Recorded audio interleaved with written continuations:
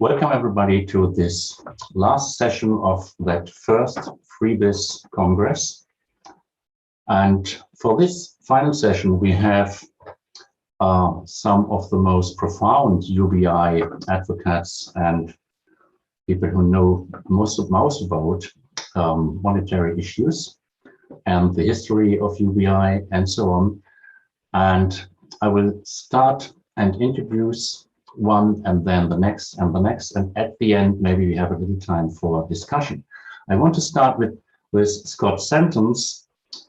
He is writer and full-time advocate for unconditional basic income. He's based in New Orleans, and as he writes on his website On Earth, so you can meet him. I guess he has the most followers of UBI news and issues in the world on social media. Is a thought-after discussion partner on the basic income in the public medias, and is editor-in-chief of the website Basic Income Today. You can have a look on it. There you will find everything new about basic income and articles from Scott. An article by Scott from the latter period discusses the UBI and modern money theory. And I guess, Scott, that is your topic now. Thanks, Enno. Yeah, thanks everyone here who's listening. So, yeah, I only have a little bit of time here, and just wanted to give like kind of an overview of an article that I just wrote. It's kind of almost like a small book more than an article, and spent over 7 months working on it. And it was really impacted by just the COVID response and the pandemic in general, because I've long looked at money as not being our limitation. What our true limits are our actual resources. But I chose to speak about UBI in terms of traditional language, as far as how do we, which taxes, how much taxes, this and that, in order to pay for it. But then the pandemic happens, and suddenly the US response is we're spending trillions of dollars and we're getting money to people directly and immediately. And of course, we did not tax anyone to get that money first. We did not borrow from anyone in order to get that money first. We just spent the money. And I think that's really an important takeaway to get from this, is that, again, we are not limited by money. If we are creating our own money, then we can just create that and get it out there. That does not mean then that we don't tax, that taxation doesn't matter. It still matters. It's just that we aren't limited by this constraint of money. What we're limited by are our real resources and our real number of people, our technology, things like time. These are what really matters. So yeah, the key of this, what's called modern monetary theory, is really just spending first, and then comes taxation and borrowing, instead of the traditional view of spending, taxation and borrowing first and then spending. So in my article, I get into this I call it a magical bathtub as my metaphor for the economy, where it's a special bathtub where if our goal is to fill it to the brim, and in which case overflowing water is inflation that we don't necessarily want, then, but also as the water reaches the brim, then the tub itself expands. So the economy expands to the amount of demand that's in it. And so for a long time too, we haven't spent enough money to actually grow the economy to its maximum impact. Like, we've been sitting here not actually doing as much as we could. And I think that's a big problem for us to fix. And so this idea of taxation is also becomes much more interesting, I think, when it comes to the MMT kind of paradigm, because if we're not taxing in order to fund stuff, and we're actually taxing to manage inflation, manage the economy, then what matters is how we tax, what we tax, and the ways that we tax, and not so much the amount that we tax. So, taxing one person $1 billion is not going to be the same impact as taxing 1 billion people $1. It just has very different impacts on inflation. And I also get into how more money doesn't automatically mean inflation either. So look at us now here in the US, where the issue is not that we provided people money, that we got the stimulus check, so we did the unemployment boost. The problem is the fact that a pandemic exists and there are a bunch of supply chain issues too. So also, taxation isn't the only way to handle inflation. Like, we actually want to look at what's actually going on in the economy and properly manage that. So it would be the absolute wrong thing to do right now to raise taxes or reduce the amount of money people have in order to handle inflation. What we want to do is look at our supply chains, get people vaccinated, wearing masks, these kinds of things in order to end the pandemic as quickly as possible. And also, inflation isn't all bad either. The problem is the loss of purchasing power at especially those who are the poorest. So if you have fixed incomes and you have some inflation, then you're going to reduce their buying power, and they hardly have any money anyways, so they're going to be hurting. So even if acknowledging that inflation already exists anyways, we should actually look at UBI too as a kind of inflation rebate, and to make sure that for the same reason carbon tax and rebate is important to a carbon tax to make sure it's not regressive at the bottom, UBI is also important to make sure that inflation isn't regressive at the bottom. And I think also looking at MMT and looking at money first with UBI, you need to look more at evidence-based policymaking and using cash as a benchmarking tool.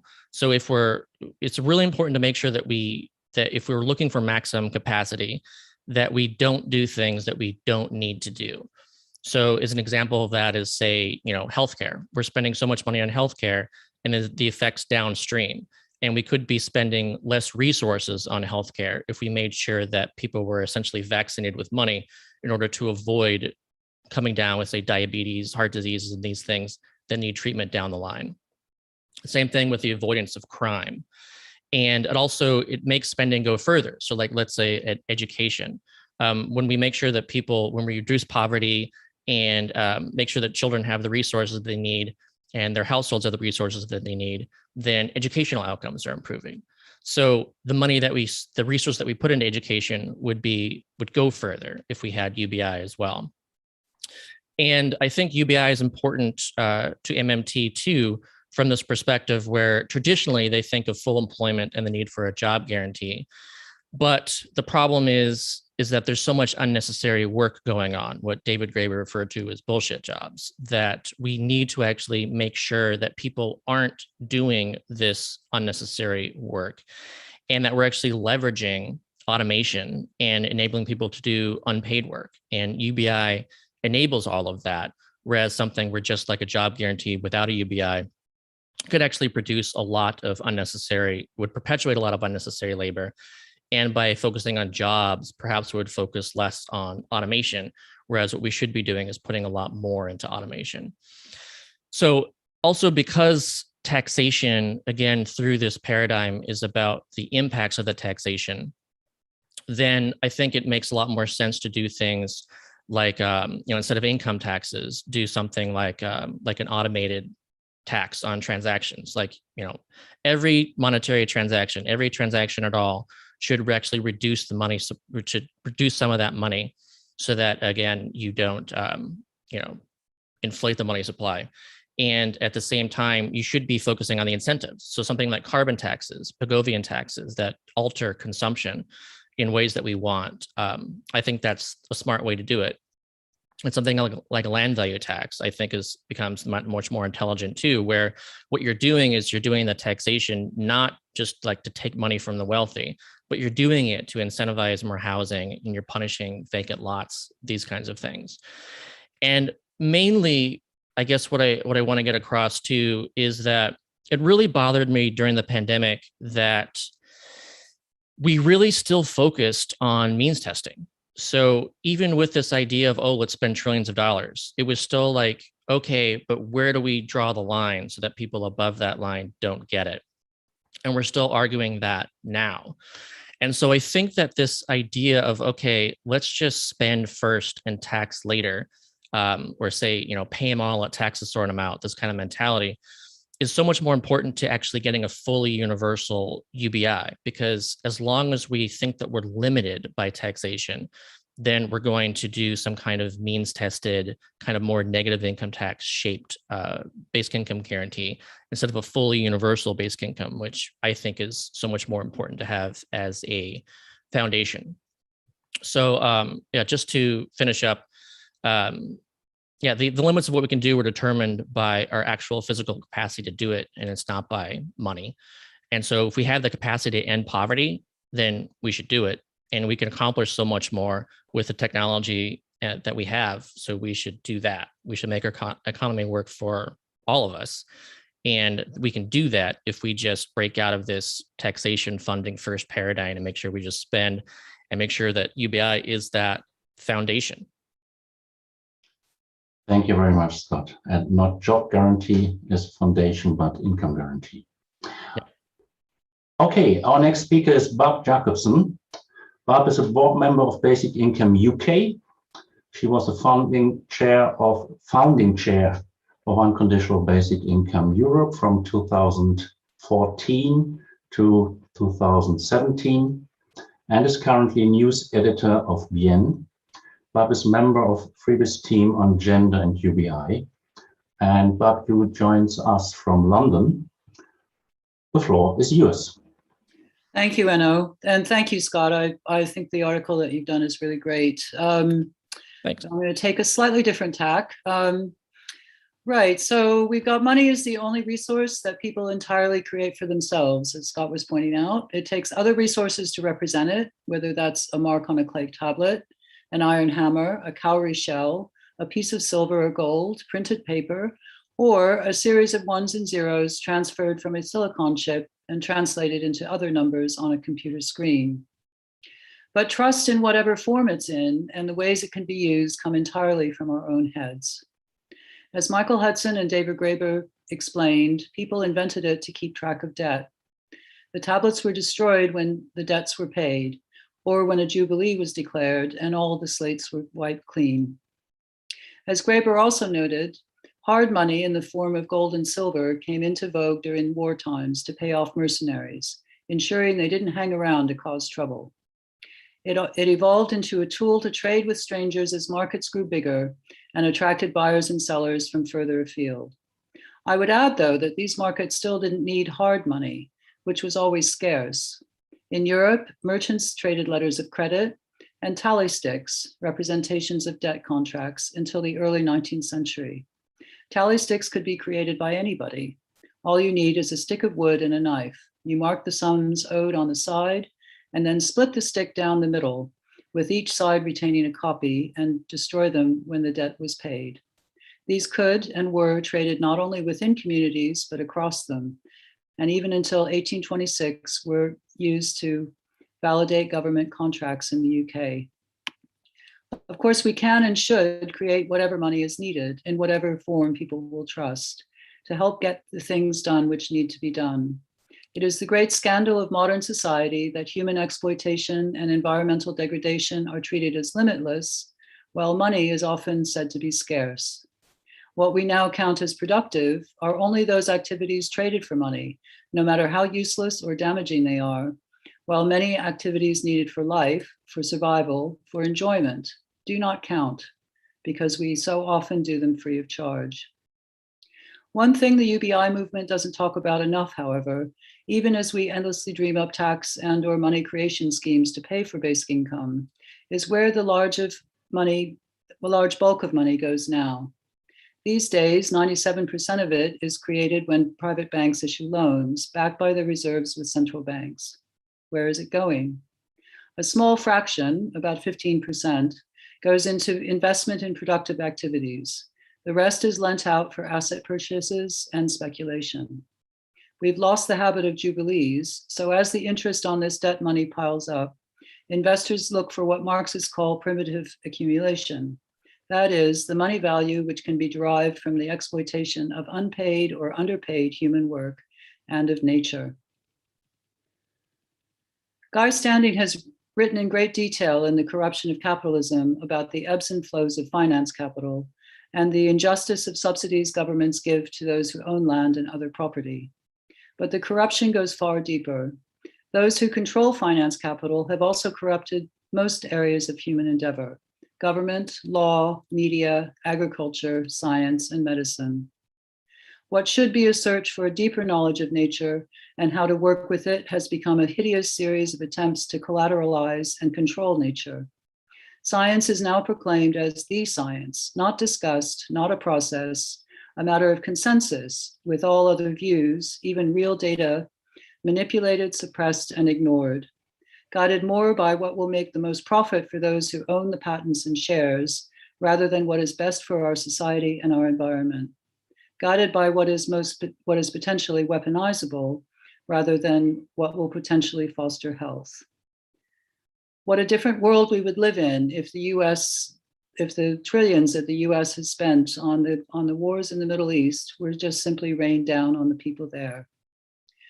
The bulk of money spent on our smartphones and green tech is not going to the boys risking their lives digging out the coltan and lithium needed to make them, or to the factory workers putting the parts together, but to the corporations which own the patents.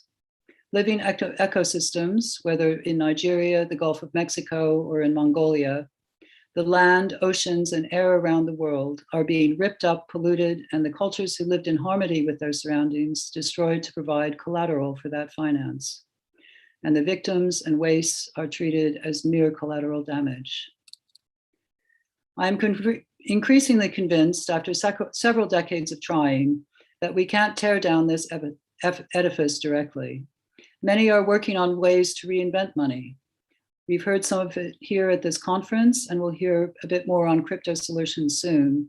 But we can also form local banks in our communities and create complementary currencies. We can form food circles, tool banks, and support local regenerative agriculture. I see in these initiatives the real hope for basic income, which is not really so much about the money, but about valuing each individual and making sure all have the means to live and thrive. We need to learn how to trust and work with each other across all the divides that make us weak, rather than constantly pleading with those who carry on monopolizing our national currencies and their political puppets. So far, they've twisted every large social movement I've been involved with against us. In 1834, the attempt to get rid of 2 cartloads of tally sticks stored beneath Parliament ultimately burned it down. Unfortunately, that hint wasn't taken. And now, not just democracy, but life itself is threatened by the increasing centralization of money and power. Thank you. Thank you, Barb. Hilde, you are the next one. Hilde Latour is co-chair of BN and always goes forward with full energy. I never met you without that. You're always going forward, and this is always very strong. So I'm excited to listen to your contribution. Thank you, Enno, and thank you, Barb, for bringing up trust as a theme, because that's what I'm going to talk about as well, because we have new ways to trust. Let me just share the screen. Yeah, you can see it, I suppose. Yes. Right, for centuries, basic income has been dependent on political will. There was always an excuse not to implement it, and monetary issues are often mentioned as an excuse by policymakers. Now look me in the eye and tell me that it is possible to inject individuals with whatever it is, but that it is not possible to get money into their hands. Last year, we have seen how efficient worldwide unconditional injections and deathly lockdowns can be organized. But unconditional cash is still a problem. I'm not buying it. Money is not really the issue. But money is a key ingredient of basic income, though, and you must have noticed that something disruptive has happened in the realm of money. We used to trust the banks as guardians of the ledgers regarding money, but these times are over. We are no longer dependent on banks to keep records of our digital assets and act as gatekeepers for people and their transactions. We now have distributed ledger technology, such as blockchain. If a ledger changes, society changes with it. The wish to keep records of ownerships and debt has led to the earliest form of written language using symbols for the type of assets and a counting system for the amount of assets someone owned or was entitled to. It has been argued that the earliest form of writing originated as far back as 5,000 years before Christ and was based on ledgers to keep records of ownership or death, the Tartarian tablets. Later on, the records included more than just ownership or debt. They also included transactions, probably because there were some disputes and people needed to recall the story. This property went from that person to the other on that particular day on that location. Look, it's written here in this book we trust. Then the books were kept in big buildings, and the families behind the buildings decided that not everyone was allowed an account. Only the privileged were able to make use of the services of the banks. Today, we can ask ourselves if people like you and me were really privileged. The books in the big buildings were not transparent, and no one knew exactly what was happening behind the scenes. The books were then replaced by software that was centrally developed and controlled, and soon it became a real mess. Because of this mess and the theft behind the scenes, people did not trust the bankers anymore. Then Bitcoin arrived in 2009, and today more and more people now trust distributed ledger technology to keep records of ownership, debt, and transactions. Cryptocurrencies have arrived and are here to stay for a while. Blockchain technology has banked many of the unbanked in the global south already. It is now possible to send money to people directly, anywhere in the world, and no government or bank has been able to stop it. We can now also create money ourselves and add value to it by accepting it in exchange for goods and services. Tens of thousands of different cryptocurrencies and tokens already exist. I will give you 3 examples to show you how this new ledger technology is already affecting the basic income space. A basic income scheme can only be built by people who care with agape, unconditional love. Take these 3 extraordinary men, Evans, Billy, and Sarath. 2 of them live in Kenya and 1 of them in India. They live far apart but are heart brothers. A year ago, they decided to bring basic income to Kowiti A in Kenya. Kowiti A is a village in Kisumu County with mainly small farmers who live from hand to mouth. Very little or nothing at all is channeled to education, savings, or any form of development. The process was slow but thorough when we tried to find ways to get euros, Swedish crowns, and other currencies to the pockets of the people. Much of it was lost in the process of transfers and went to the middleman. 3 months ago, Impact Market crossed our path, and today 367 adults, majority women, are now receiving 715 Kenyan shillings a week, almost $7. We had some hiccups and delays and are still solving some problems, but we expect to be able to reach all adults of the village very soon. We have roughly 50 more to onboard. Just after a few weeks of receiving the basic income, the immediate effects are already visible. We are talking about better nourishment of the children who are going to school more regularly, investments in farming such as water for irrigation and seeds, group savings to buy goats or sheep, teamwork on household and community level, and my favorite story, the attitude towards politicians. Beforehand, people would wait for politicians at a certain venue because they would be given $1 and false promises. Now they choose not to come at all or demand real policies that matter to the community, such as farming projects, infrastructure, or water management.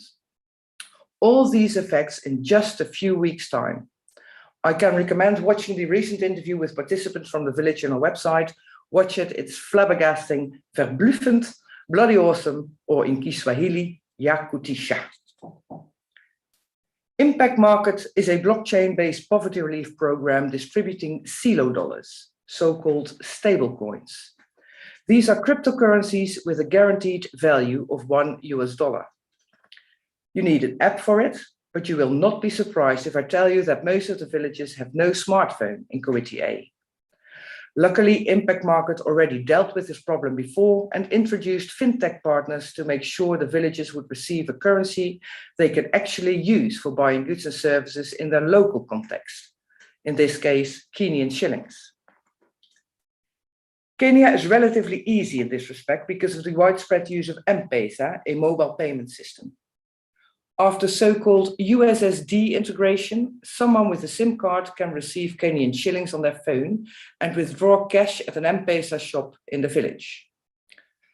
One phone can have 2 SIM cards, so 2 people can receive per phone. Not entirely without intermediaries yet, but the results are impressive in my opinion. Less than 6% is lost from silo dollar to cash in the local currency. Blockchain technology is changing society rapidly. With tens of thousands of different cryptocurrencies, you cannot escape the question of the value of money. Sooner or later, you will have to ask yourself, how do I define value? Let's move to the next example, Proof of Humanity, a project developed by dedicated humans from all over the world in co-creation. When you are validated as a real human on the Proof of Humanity platform, you will automatically receive 1 UBI token per hour as an appreciation of your time on Earth. I like that approach, so I tried it. No ID documents needed, just an internet connection. But my face linked to my wallet address is on the internet now, as you can see. And in 2 months, I received almost 1,500 UBI tokens worth almost $75 US. UBI token is not a stable coin, so the value in relation to the US dollar is volatile and decreased more than 90% in 6 months' time. Also, transaction fees are high and the fees to swap it with another token even higher.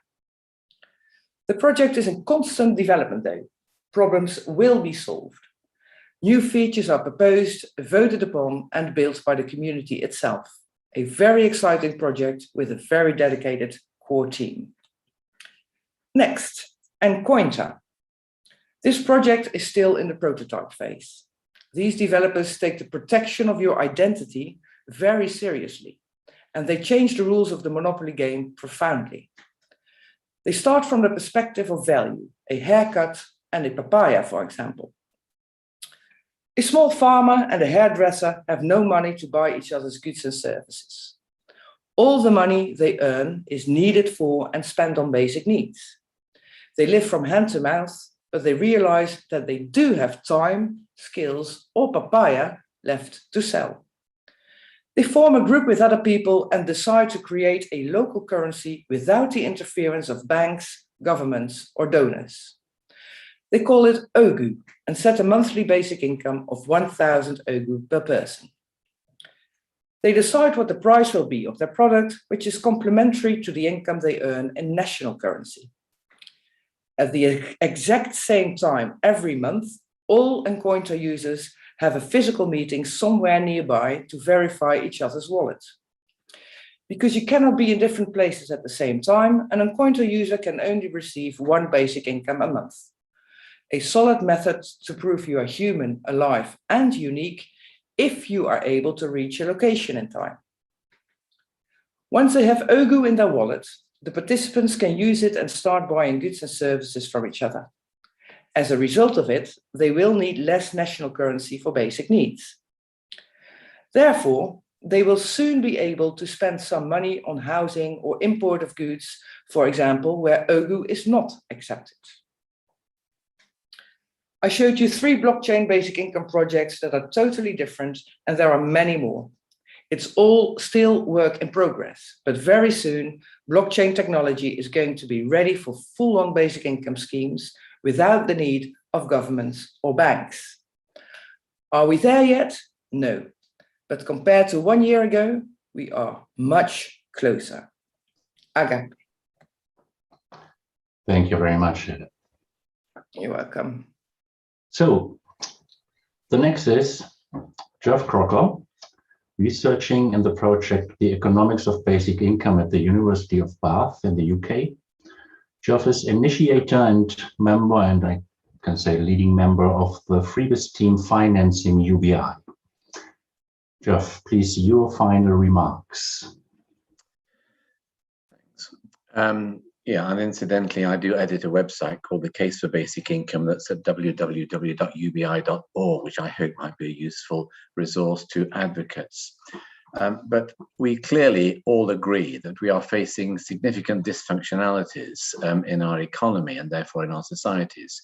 We are facing in-work poverty. We are facing low pay. We are facing huge bifurcation of the labour market such that mega salaries coexist with that low pay and with the famous bullshit jobs. So even if the quantity of employment looks reasonable, the quality of that employment and its remuneration is not.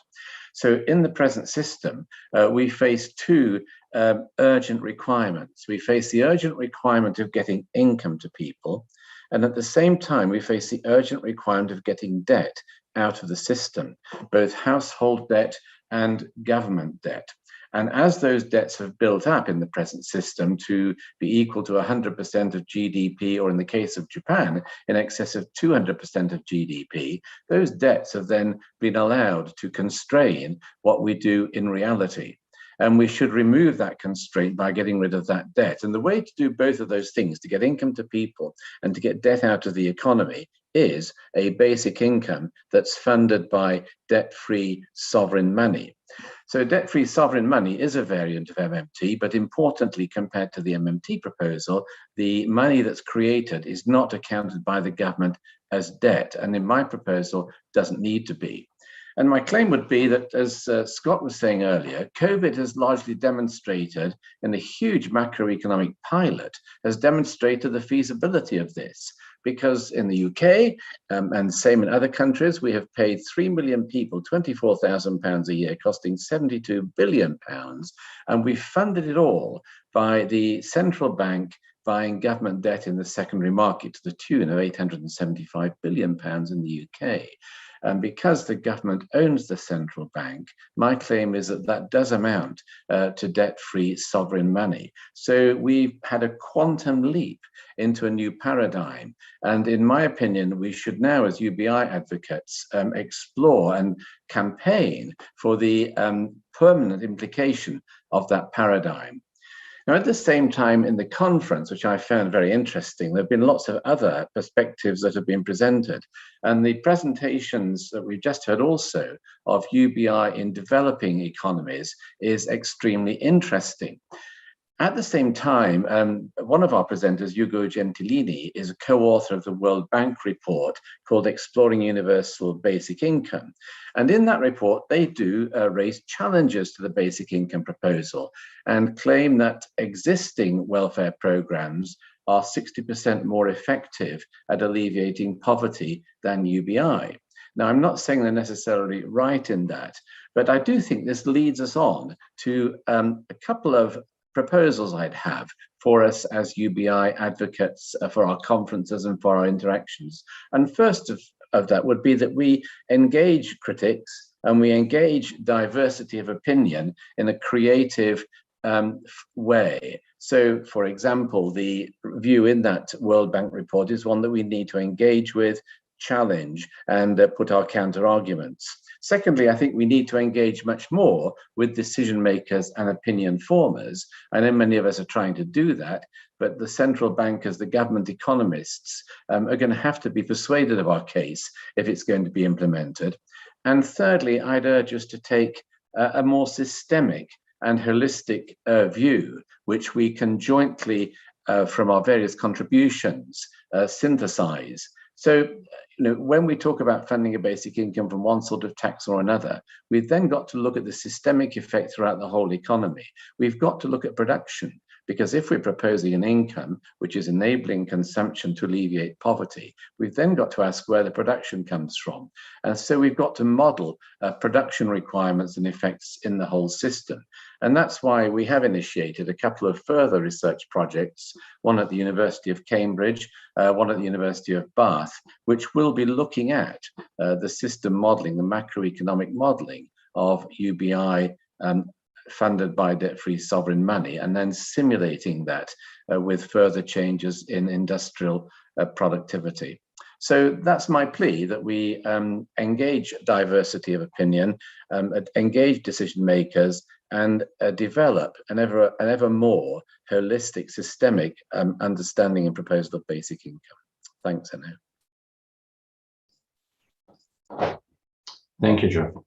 I will put the email address in the chat of the website you mentioned. Now, final speaker, Bernhard Neumerker, chairholder of the Good Standard Chair at the University of Freiburg and head of FRIBIS.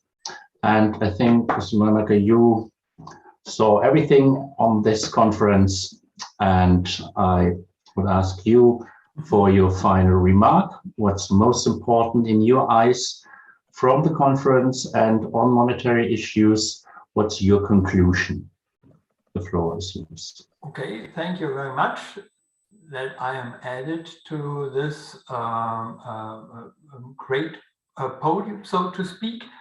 I know now why I should need 15 minutes, because I would have several questions to the presenters here. And this is also my conclusion in terms of questions. For example, I would pose the question to Scott and perhaps also to Geoff, and it is an open question to me. Why do many important modern monetary theorists and proponents still couple MMT with the job guarantee? Doesn't this lead necessarily to many bullshit jobs? And second, do they stick in a, so to speak, modern monetary theory, for example, connected to modern currency arguments of Hilde and Barb, for example, and do they combine it with an old-fashioned real economy? Yeah? So that they still need the job guarantee, and how to convince them. Scott gave some arguments how to convince them to move from job guarantee to the work guarantee. When I had discussions with modern monetary theorists, it seemed to be that for them it would be a very, very long road to work guarantee. Why do I say this? Because behind work guarantee, all of you mentioned this more or less, there is not only paid work, but also unpaid work, voluntarism, and productive leisure. And there's here, therefore, for me, there is the question if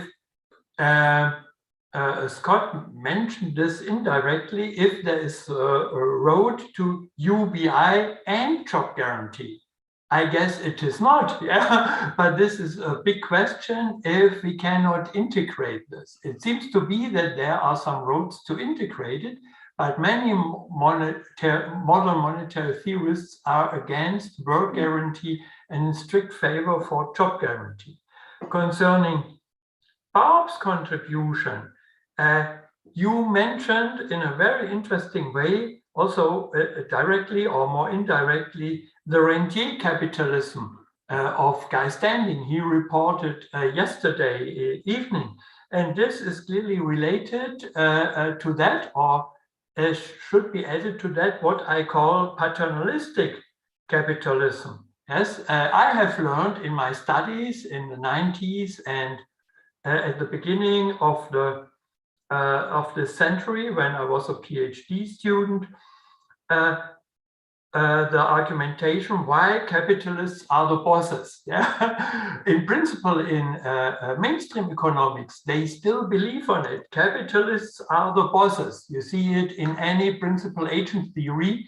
that the capital owner is the boss, even if the other guy is a very prominent manager.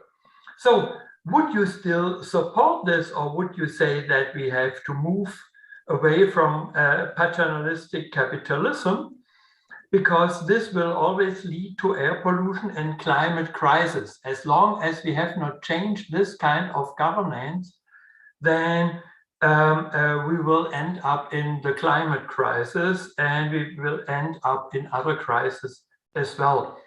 So to Hilde, it is very related to that. And I will be short because it was convincing what you reported, but at the moment you will notice China tries to stop what they say is too much cryptocurrencies.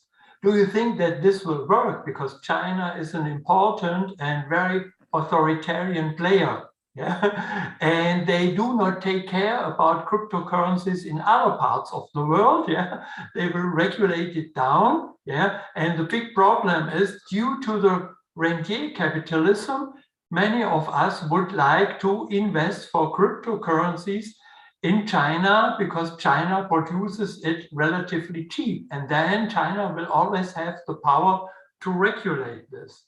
And last but not least, to Geoff, and then I'm coming to the end of my questions based on all these nice presentations on the conference on monetary issues. Yeah, is monetarily created money creation monetarily created public debt or not? You say no. Yeah. My next question would be: is bonds financed debt still public debt or no? Yeah, it may be that even bonds financed will be, as Lerner said it in the middle of the last century, it's only redistributive. We owe it to ourselves. I know it's an old story which cannot be based on modern macroeconomy, but will these old ideas be revitalized? Because it seems to be that they are not so wrong then under the teaching of mainstream microeconomics, under which I was educated, it seemed to be. So before you may answer these questions or think about the questions for the future, if you like, I have to say many thanks to Valentine and his organization team to organize this so perfectly. It was very interesting for me to see, compared to other online conferences, that working with YouTube and with simple Zoom Zoom links, it worked more or less perfectly, I would say. So therefore, I would congratulate also our technical team. The session chairs regulated the sessions perfectly, and especially the presenters and here the discussions were very lively and shed a lot of new light on the properties, the positive properties on UBI. I have learned a lot from these last 2 days. And you see here what is unique with FRIBIS. Therefore, I invite everyone who has a good idea, if you would like to contribute by erecting a FRIBIS team, for example, that this here was a session more or less with advocates and activists. I am the only pure professor or scientist, so to speak. And it's very important to integrate in science the knowledge of the bottom-up advocates, because they are nearby the civic society. The scientists seem to produce their own models, as I do, but sometimes it fits the world, sometimes not. Therefore, in FRIBIS, we would like to hold that relationship between activists, advocates, and scientists clearly more closer and more integrated than ever. And I hope that this will work in the future also so perfectly than this conference here has shown, also in the parallel sessions of the different groups, which were all composited out of scientists as well as activists. So therefore, I have to give thanks to everyone. It was a perfect conference. And if there is still some time, Enno, you can try to organize some answers to my questions. I do not know. If not, then it's perhaps time to convince me in the future by all these advocates here in that session to give me the answer by bilateral Zoom or by another organized meeting. Thank you very much to everyone contributing to the conference.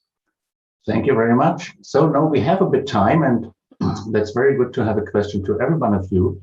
So first it was Scott, then it was Barb, then it was Hilde, then it was Geoff. And for Scott is at the end a question from Otto Latour too. So I would like to have you, Scott, first, and then in the order. Unmute. Am I answering the question from Otto, or am I answering the question from Bernard? So first from Bernard, and Okay. maybe then you give it further on to Barb and Hilde and Geoff, and then at the end from Otto. So then you again. Okay.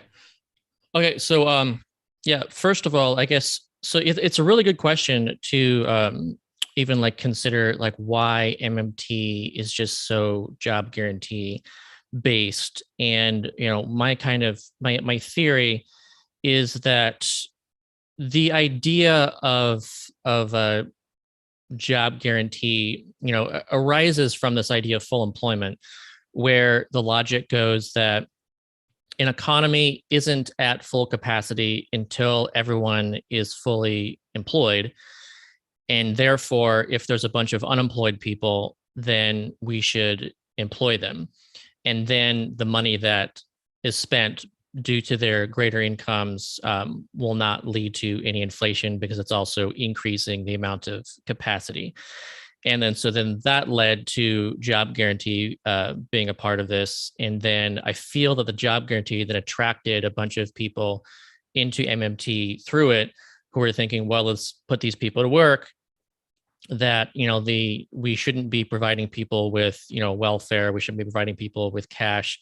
If they're just sitting around doing nothing, then we should make them do something, and then that's the only way they should get anything.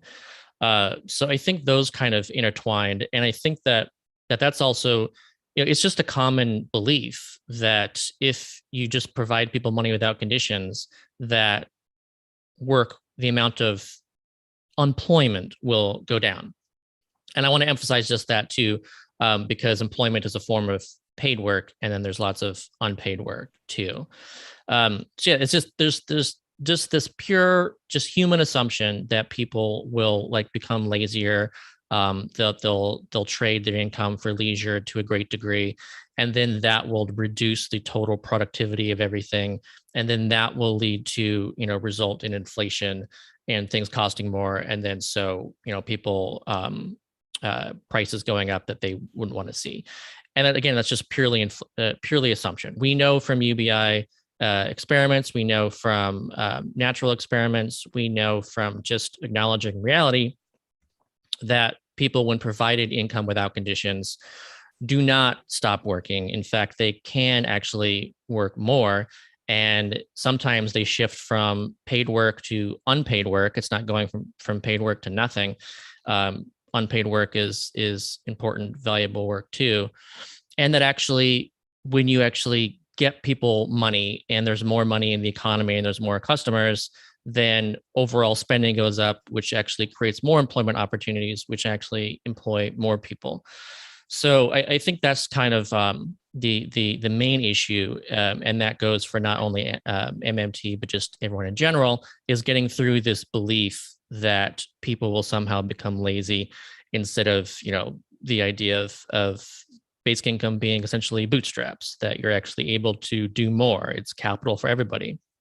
It enables entrepreneurship. It enables intrinsically motivated paid and unpaid work. It's really just about getting people to think differently about work in general, and about motivation in general, and about acknowledging reality versus just this kind of ideologically informed theory. Thank you, Scott. So next is Barb. Yeah, just sort of following on from that, I would say that, I think one of the things we could say to the MMT crowd is that there are a whole load of people, namely rentier capitalists, who we wish would work a lot less. In fact, if they would go away and leave us alone, we might all be better off. Yeah, and that's, anything to get around that, and whether that's ideas and projects like Hilde talked about, or whether it is community projects where people share resources between themselves, or whether, if we can get some policy changes. It's just sort of my feeling at the moment that I'm really fed up with arguing with these people, or with trying to persuade politicians and decision makers that they really ought to be doing this, when it was so obvious last year that they could have provided a basic income and they didn't. All right. And then there were massive pleas to provide something. And we managed to push the envelope of what was provided in the UK, because we had a massive campaign the week before the lockdown about getting an emergency basic income. Yeah, so maybe that's just my own personal feeling. Okay. I can't say that it's, that it won't change, but yeah, I'm really thinking more about my local community these days. Great. Well, thank you very much. Hilde. Yes, the question to me is very short. You said, Bernard, that China is trying to stop the cryptocurrencies, and will they succeed? Well, first of all, there are, many, many different cryptocurrencies. You have centralized currencies. For example, the central banks are trying to implement cryptocurrencies, but that are centralized. And you have decentralized cryptocurrencies such as Bitcoin. And something like Bitcoin cannot be stopped. Many governments have tried it and they have not succeeded. And the reason is that Bitcoin is basically a software program running on the computers all over the world. So for example, if China would succeed in shutting down all the servers and mining facilities that mine Bitcoin, a farmer in my country or a farmer in Nigeria who is still mining Bitcoin would keep it up. So no, Bitcoin and other decentralized cryptocurrencies cannot be stopped and will not be stopped. There's always a way to find access to your ledger when you travel, when you borrow someone else's computer. So as long as you have access to the internet, cryptocurrencies cannot be stopped. Thank you, Hilde. Geoff. Unmute. Geoff, you are muted. In response to Bernhard's question on MMT, it is true that MMT espouses job guarantee schemes, but it actually happened the other way around. So at the University of Kansas, Randall Wray and Stephanie Kelton and others were wanting to address poverty. So they share a social justice objective and saw, as Scott says, full employment as the answer to that poverty, and then said, how do we pay for full employment? We pay for it by MMT. So that's how the MMT idea came about. It was actually driven by funding of a job guarantee scheme. Unfortunately, there is a lot wrong with job guarantee schemes, which I can't go into in this answer.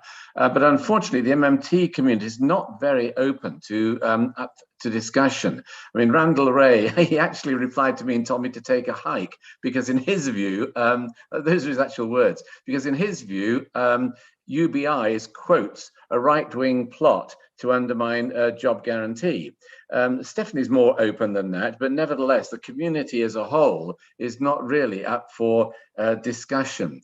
On cryptocurrencies, I actually beg to differ with Hilde, really, in the interest of diversity, but actually because I also really do. I think that micro projects like the one in Kenya are really great, and they should be encouraged and then absorbed within a national central bank digital currency, because there are two problems. One is that Bitcoin, not only does it use lots of energy in its mining, but it is a front for illegal transactions, and it is a front for tax evasion. But the bigger issue is that if everybody were to issue cryptocurrencies and it multiplied beyond the productive capacity of the economy, we would simply have massive inflation. So we have to have at some point some aggregate, some control of the aggregate of the amount of money that's issued in the economy. And in my view, that still should best rest with the central bank, but still operating as they will, a central bank digital currency.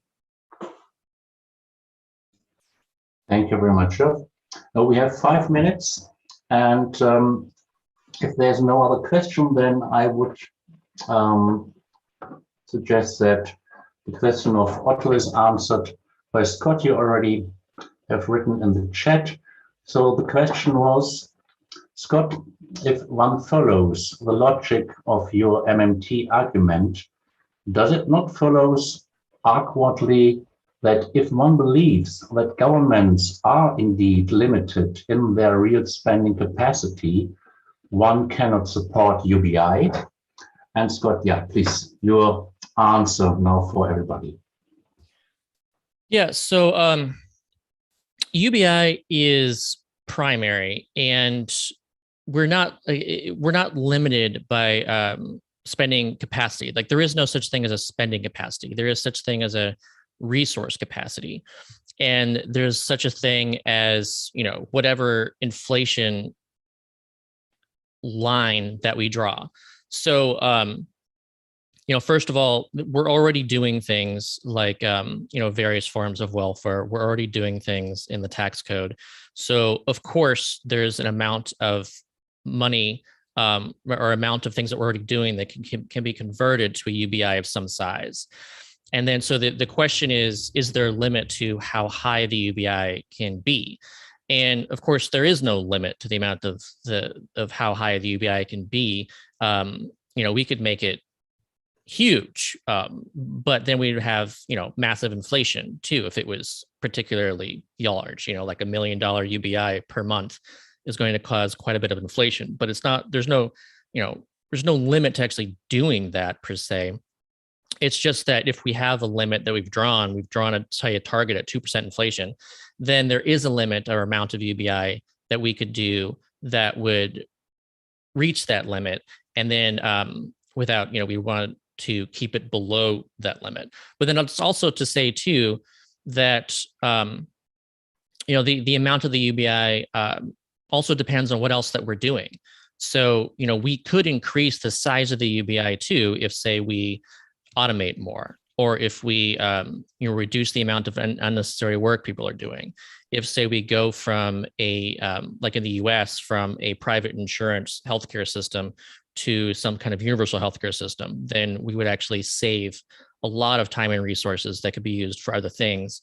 And then so there are things that we could do that would increase or enable the higher amount of UBI without going over the inflation targets. So no, we're not limited in our spending capacity. It's really just about what we're trying to do. What are our goals as a society? And, you know, what do we have to mobilize and meet those goals? Thank you, Scott. So we are 2 minutes before the end. Any question, any more question, or a question to Professor Neumaker would be great too. So if there is no, then I would like to forward the last word to Professor Neumaker to have the last address. So thank you very much. For me, and I think for all presenters, contributors, and the audience, this conference was a huge success. We had, as I mentioned it, lively discussions and a lot of exchange of ideas. And I think it was also successful to choose as the main topic monetary issues. First, because it is heavily discussed now, and since I would say some months or perhaps some years. But second, because the youth of researchers and advocates are highly interested in especially that topic. And last argument on this, the FRIBIS teams on monetary issues are the teams which show high performance and high activism in doing something in research as well as in outreach. So therefore, I hope that other teams in FRIBIS will follow them to see that it works with intrinsic and also with extrinsic motivation from FRIBIS. I hope that this will also work during the next years, and that the monetary issue will be also a very important topic for the next years. For the next year's annual conference in FRIBIS, we will have another topic. It will be a surprise. We will see on what topic we will have a decision. Yeah, it depends on how active the teams on these topics are. So especially for the monetary issues teams, I would like to say thank you very much and having a good time. And up to next week or next year, and I hope so clearly earlier in other discussions at FRIBIS. So thank you very much for everyone. Thank you very much, and have a good night, and see you soon again. And hopefully Scott and Hilde will be team in FRIBIS too then. So have a good night. Have a good time. Thank you. Bye. Ciao. Thank you. Bye. Yes.